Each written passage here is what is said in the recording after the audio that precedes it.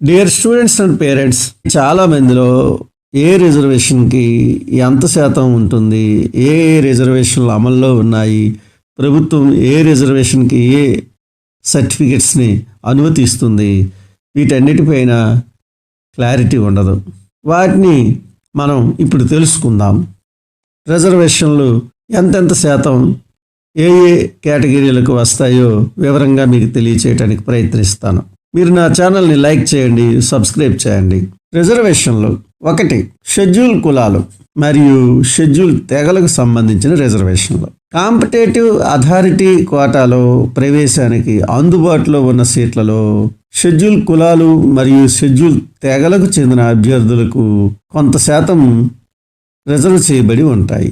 వారు బార్కోడ్తో ఉన్నటువంటి integrated community సర్టిఫికెట్ను అప్లోడ్ చేయాల్సి ఉంటుంది. ఎస్సీ క్యాస్ట్కి 15% రిజర్వేషన్ ఉంటుంది. దీనికి సంబంధించినటువంటి క్యాస్ట్ సర్టిఫికేట్ మండల తహసీల్దార్ నుంచి తీసుకోవాలి. అది లేటెస్ట్ది ఉండాలి. ఎస్టీ క్యాస్ట్కు 6% రిజర్వేషన్ మన రాష్ట్రంలో అమలు అవుతూ ఉన్నాయి. ఎస్టీ వారికి రిజర్వ్ చేయబడినటువంటి సీట్లలో 6% ఎస్టీ క్యాండిడేట్స్ లభించినట్లయితే అవి ఓసీ క్యాండిడేట్స్ చేత ఫిల్ చేయబడతాయి. ఎస్సీ మరియు ఎస్టీ అభ్యర్థులు అందుబాటులో లేని సందర్భంలో ఓపెన్ కేటగిరీ కింద ఆ సీట్లను ఫిల్ చేయటం జరుగుతుంది. ఆంధ్రప్రదేశ్ రాష్ట్రానికి చెందిన షెడ్యూల్డ్ కులాలు మరియు షెడ్యూల్డ్ తెగల అభ్యర్థులు ప్రభుత్వం పేర్కొన్న ఆంధ్రప్రదేశ్ ప్రాంతానికి మాత్రమే చెందినవారై ఉండాలి. 2. వెనుకబడిన తరగతులకు రిజర్వేషన్ ఏ విధంగా ఉందో చూద్దాం. వెనుకబడిన తరగతుల అభ్యర్థులకు 29% సీట్లు రిజర్వ్ చేయబడి ఉంటాయి. వీటి కొరకు వాళ్ళు బార్కోడ్తో ఉన్నటువంటి ఇంటిగ్రేటెడ్ కమ్యూనిటీ సర్టిఫికెట్ని అప్లోడ్ చేయాల్సి ఉంటుంది. మండల తహసీల్దార్ దగ్గర నుంచి తీసుకోవాలి. బీసీఏ కులానికి 7%, BCB 10%, BCC 1%, BCD 7%, BCE 4% reservation ఉంటుంది. నిర్దిష్ట సంఖ్యలో నిర్ణయించిన శాతానికి తగిన వెనుకబడిన తరగతుల్లో అభ్యర్థులు లభించినట్లయితే ఆ సీట్లను తరువాతి గ్రూప్ అయినటువంటి ఏబీసీల్లో మిగిలిన గ్రూపుల నుంచి క్యాండిడేట్స్తో ఆ సీట్లను భర్తీ చేయటం జరుగుతుంది. అంటే ఒక గ్రూప్ అయిన ఏలో 7% రిజర్వేషన్ ఉంటుంది. ఆ 7%కి తగిన అభ్యర్థులు అందులో లభించకపోతే ఆ సీట్ని బి కేటగిరీ అభ్యర్థుల చేత ఫిల్ చేయబడుతుంది. బి లేకపోతే సి లేకపోతే డి, ఇలా ఏ క్యాస్ట్లో కూడా అందుబాటులో లేకపోతే అది ఓపెన్ కేటగిరీ అభ్యర్థుల చేత మెరిట్ ఆధారంగా ఫిల్ చేయబడుతుంది. ఈడబ్ల్యూఎస్ రిజర్వేషన్ గురించి ఇప్పుడు తెలుసుకుందాం. ఆర్థికంగా వెనుకబడిన ఈడబ్ల్యూఎస్ అభ్యర్థులకు అనుకూలంగా 10% రిజర్వేషన్ని ప్రభుత్వం కల్పిస్తూ ఉంది. ఎస్సీ, ఎస్టీ, బీసీలకు ప్రభుత్వం రిజర్వేషన్ పథకం కింద ఎలా కవర్ చేస్తూ సీట్లు కేటాయించిందో అలాగే ఈడబ్ల్యూఎస్ ఆర్థికంగా వెనుకబడిన ఓసీ క్యాండిడేట్స్ కూడా 10% రిజర్వేషన్ ఇవ్వబడుతుంది. ఈ రిజర్వేషన్కి ఎస్సీ, ఎస్టీ, బీసీ అభ్యర్థులు అర్హులు కారు. కేవలం ఓపెన్ కేటగిరీ అభ్యర్థులు మాత్రమే అర్హులవుతారు. దీనికి ఆంధ్రప్రదేశ్ ప్రభుత్వం కొన్ని మార్గదర్శకాలను జారీ చేసింది. దాని ప్రకారం ఈ సీట్ల భర్తీ ఉంటుంది. ఆ మార్గదర్శకాలు: 1. ఎన్ఎంసి ప్రభుత్వం అదనపు సీట్లు అనుమతించినటువంటి ప్రభుత్వ వైద్య కళాశాలల్లో భారత ప్రభుత్వం ఏ ప్రయోజనం కోసం అయితే ఈడబ్ల్యూఎస్ ఇచ్చిందో ఆ సీట్లు రిజర్వేషన్ ప్రాప్తికి ఫిల్ చేయబడతాయి. మైనార్టీ మెడికల్ కాలేజీలు, సూపర్ స్పెషాలిటీ కోర్సుల్లో మాత్రం ఈ ఈడబ్ల్యూఎస్ రిజర్వేషన్ వర్తించదు. ఈడబ్ల్యూఎస్ కేటగిరీ కింద రిజర్వేషన్ ప్రయోజనం కోరుకునే వ్యక్తులు తక్కువ ఆదాయాన్ని కలిగినటువంటి వారే ఉండాలి. వారు తహసీల్దార్ నుంచి ఈడబ్ల్యూఎస్ సర్టిఫికెట్ని పొంది ఉండాలి. ఇప్పుడు మహిళా అభ్యర్థులకు రిజర్వేషన్. మహిళలకు 33.13% సమాంతర రిజర్వేషన్ ఉంటుంది. ఇది అన్ని కేటగిరీల్లోనూ ఉంటుంది. ఆ కేటగిరీల్లో ఆ శాతం సీట్లు మహిళల చేత నింపబడతాయి. ప్రతి ఒక్కరూ వారి సోషల్ స్టేటస్ సర్టిఫికెట్ అంటే క్యాస్ట్ సర్టిఫికెట్ని మండల తహసీల్దార్ దగ్గర నుంచి తీసుకొని దాన్ని అప్లోడ్ చేయాలి. అది లేటెస్ట్ అయి ఉండాలని ప్రభుత్వం పేర్కొంది. షెడ్యూల్ కులాలు, షెడ్యూల్ తెగలు మరియు వెనుకబడిన తరగతులకు చెందిన అభ్యర్థులు బార్కోడ్తో సూచించిన ఫార్మాట్లో తాజా సర్టిఫికెట్ను అప్లోడ్ చేయాలి. దీనిని GOMS నంబర్ 58/12/597 ప్రకారం స్క్రూటినీ చేయబడతాయి. అభ్యర్థులు క్లెయిమ్ చేసిన కులం కోసం మాత్రమే పరిగణించబడతారని తెలుసుకోండి. వారు సూచించిన బార్కోడ్తో కూడిన సరికొత్త ఇంటిగ్రేటెడ్ కమ్యూనిటీ సర్టిఫికెట్ను మాత్రమే పరిగణలోకి తీసుకుంటారు. ఇది ప్రభుత్వం లేదా రెవెన్యూ అథారిటీ చేత జారీ చేయబడిందై ఉండాలి. ఇప్పుడు మైనార్టీ అభ్యర్థుల యొక్క రిజర్వేషన్ చూద్దాం.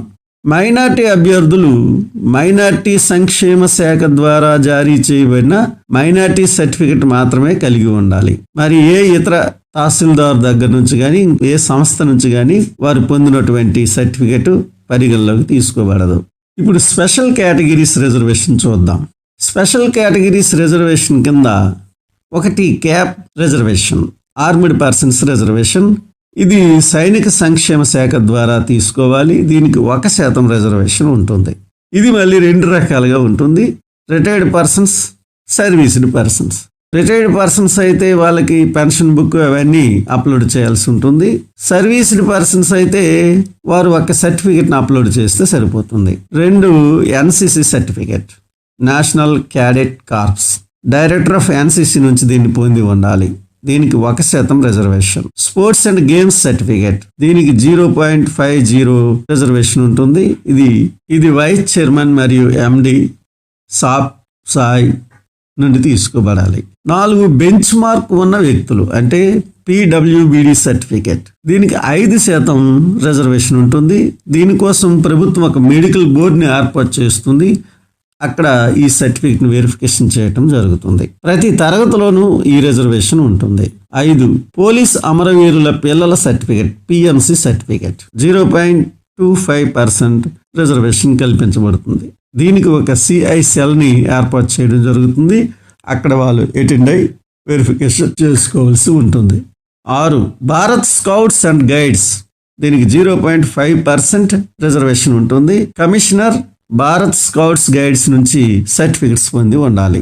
పైన పేర్కొన్న ప్రతి వర్గానికి వారి రిజర్వేషన్ ఆధారంగా సీట్లు భర్తీ చేయడం జరుగుతుంది.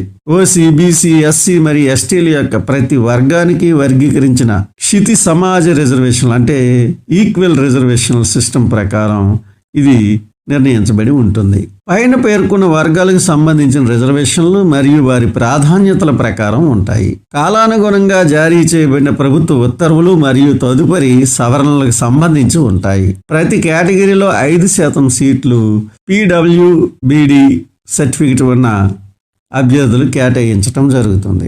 ప్రభుత్వ మార్గదర్శకాల తయారీలో భారతదేశం ప్రభుత్వం మరియు NMC యొక్క నిబంధనలు పాటిస్తూ PWBD సర్టిఫికెట్ అభ్యర్థులకు ప్రవేశాలు ఉంటాయి. కాంపిటేటివ్ అథారిటీ ఏర్పాటు చేసిన మెడికల్ బోర్డు వీటిని పరిశీలిస్తుంది. అడ్మిషన్ కోసం దరఖాస్తు చేసుకున్న ప్రతి అభ్యర్థి ప్రభుత్వం ఏర్పాటు చేసిన మెడికల్ బోర్డు ముందు హాజరు కావాలి. పోలీస్ అమరవీరుల పిల్లలకు కేటాయించబడినటువంటి రిజర్వేషన్ 0.25%. దీనికి ఒక బోర్డుని ఏర్పాటు చేస్తారు. అక్కడ వాళ్ళు అటెండ్ అవ్వాల్సి ఉంటుంది. Anglo Indian reservation, MBBS BDS కోర్సుల్లో ఆంగ్లో ఇండియన్ రిజర్వేషన్ 1% ఉంటుంది.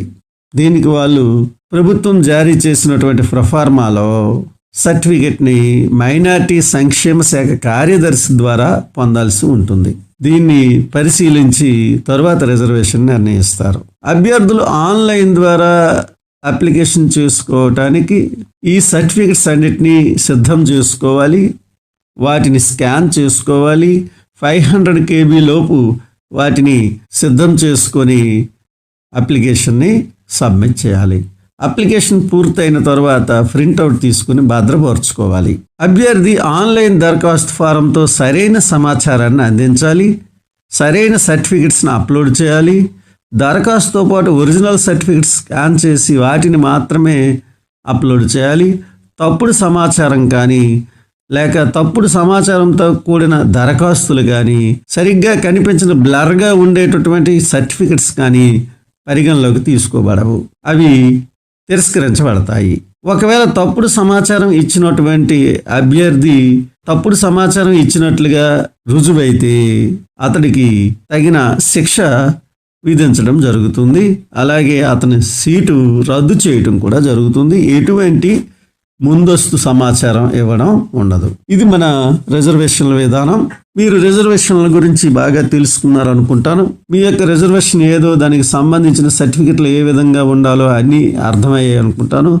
మీకు ఈ వీడియో నచ్చినట్లయితే లైక్ చేయండి, సబ్స్క్రైబ్ చేయండి. Thank you.